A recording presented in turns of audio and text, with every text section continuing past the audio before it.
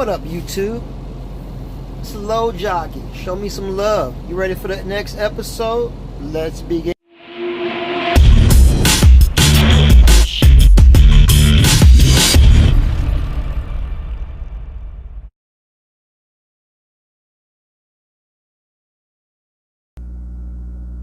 What up, Low Jockey family, people? Let me turn my hat around because, oh, yeah, that's what the dome looks like right now.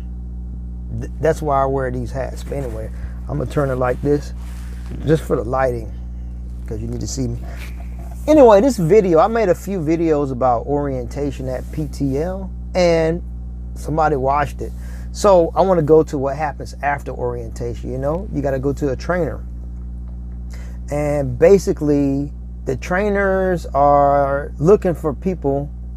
They're trying to find the person that's easiest to train. You know what I mean? They want to know if you're not scared to take the wheel or whatever. But it's a lot of things you don't know. You don't know what your endurance is. You don't know if you can handle 3, 4, 5, 600 miles in a day. At least right off the bat, you can't handle it. But you'll learn to get used to stuff like that. So I took some notes. So you got to find a trainer, right? When you get out, you might have some criteria like you don't smoke. You want to have a non-smoker. You know, does the guy take a freaking shower? You know, can you get along with this guy for up to 3 weeks? That's what you want to do. So what I did was I was trying to find somebody who didn't smoke, and a lot of people smoke. All right, and I was trying to find someone who was somewhat clean, you know, had some kind of ethics like I have. I want to take a shower. I want to take a shower every day, but I know sometimes that's not possible. But if I miss a day, I know I'm taking a shower the next day, and I'm not waiting to the end of the day, okay? So that was one of my things I was looking for. So it's kind of hard for me. I don't want to tell a long story, but to make a story short, there was this one guy. He had a manual transmission truck. Most of the trucks are automatic. And he was afraid, or he didn't have that on his license. So this guy knew I was looking for a trainer. So we got together and boom, we hit it right off because I drove before. I don't know if anybody knows, but I drove before. So I was considered a refresher, and it was pretty cool on how they paid. But when you're looking for a trainer, this guy, he's got to trust you too. So it's going to be like it's going to be pretty tough between the two of you to find a way to get along in the beginning. You don't know what your endurance is, you know. At the end, me and my trainer, well, right out the set, you know, I was broke. And basically, as long as the truck was moving, I was getting paid my miles and the miles he drove also. So I was going to do my part, all right? And we were averaging 900, 1,000 miles, 1,200 miles, boom, boom, boom, whatever, you know. But that's a whole nother story. But you know, you have to get with your trainer 7,500 miles. So if you went out for 3 weeks with a trainer, you would technically have to drive at least 357 miles a day. It's not too much to ask, but if you can drive 500, 600 a day, you finish faster and you get to pay the mileage. Most of the time it was drop and hook. It was about 75% drop and hook.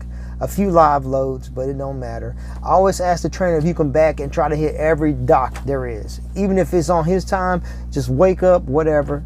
Tell him to let you hit the hole. It's a lot of drop and hook. So you should get a lot of practice packing into some of the tight spots. Like I said, you got to be able to get along. If you don't listen to country music, and this guy does, he's going to play the music. You know, ask the questions. What kind of music do you listen to? Go see the truck. When you step inside, does it smell like feet and fungus and you're like a clean person, very cleanly? That's not going to work for you. So try to diagnose all of that. But that don't mean nothing. You can go out with this guy.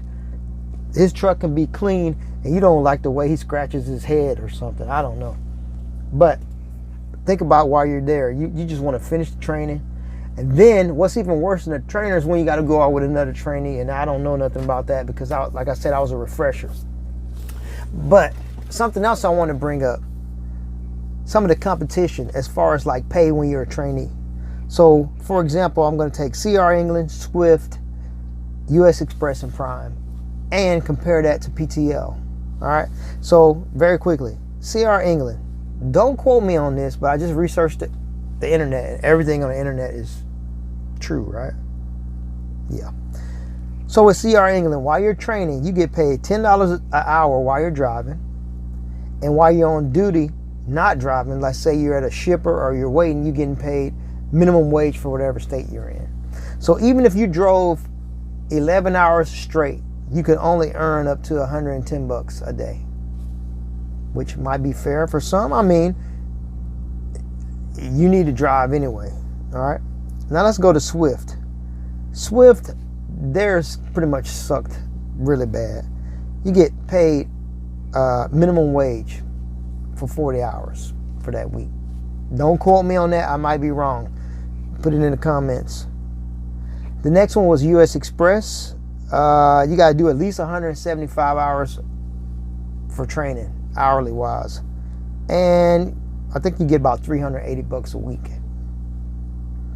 The best so far, besides PTL, I'm going to tell you about that one. The best so far was Prime.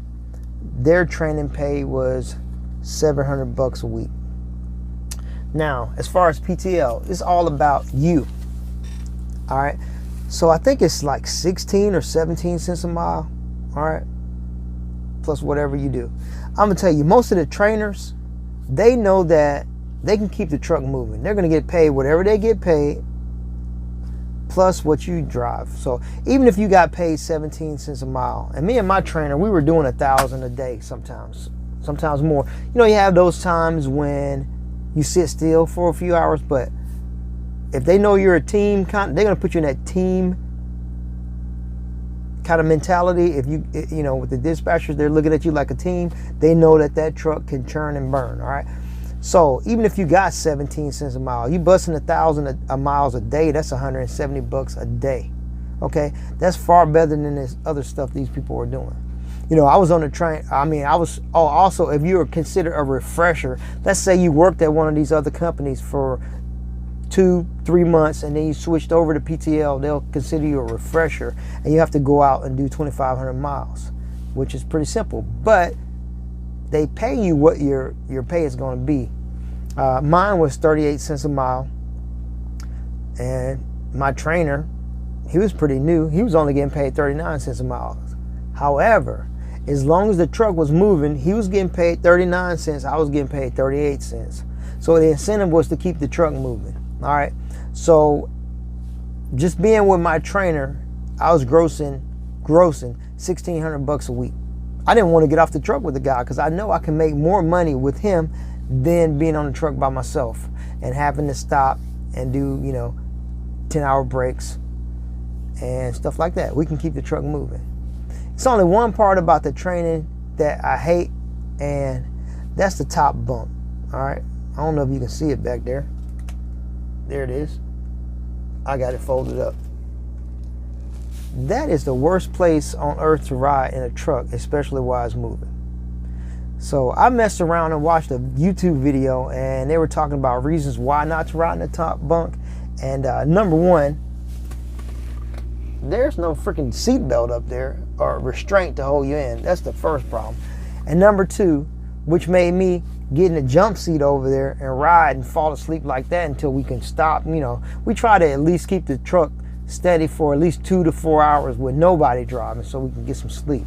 But let's just say if I'm up there and hypothetically whoever's driving me were to drive under a bridge that was like lower than 13.6 and hit it, what part of the truck you think is going to be fucked up first?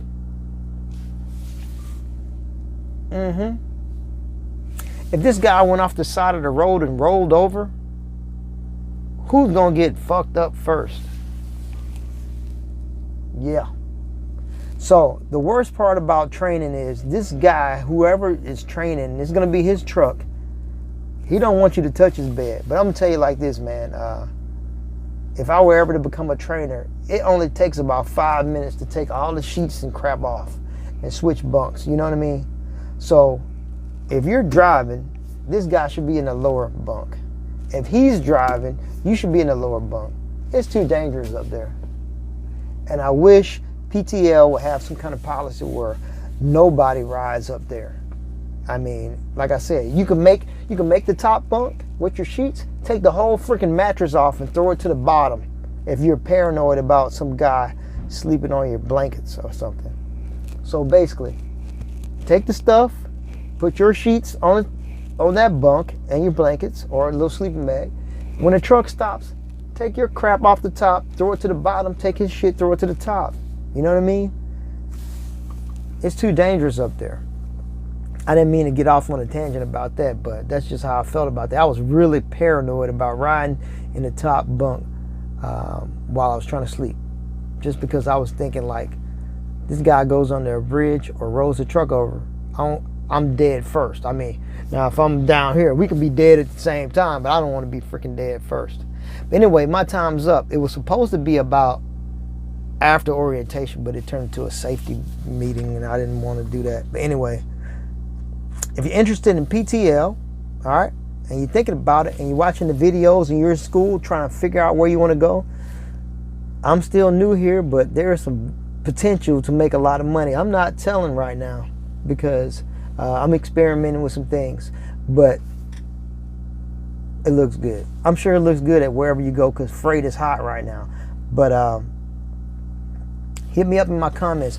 You can hit me at info@loadjockey.com. info@loadjockey.com. That's my email address, and you can ask me, more detailed questions about PTL. And if you like the video, and if you talk to a recruiter and they ask you how you found out about PTL, you can mention my driver code. It's HALEJE. That's Hotel Alpha Lima Echo Juliet Echo for the military guys. You know what I'm talking about. Just give me a shout out. I don't know if they'll do anything for me, but I don't see anybody else doing PTL videos. So if you got any videos you want to see or things you want to know more in depth, I'm going on 12 minutes. I'm going to stop right now. But thanks for watching, and I'll come up with some more videos. 3, 2, 1.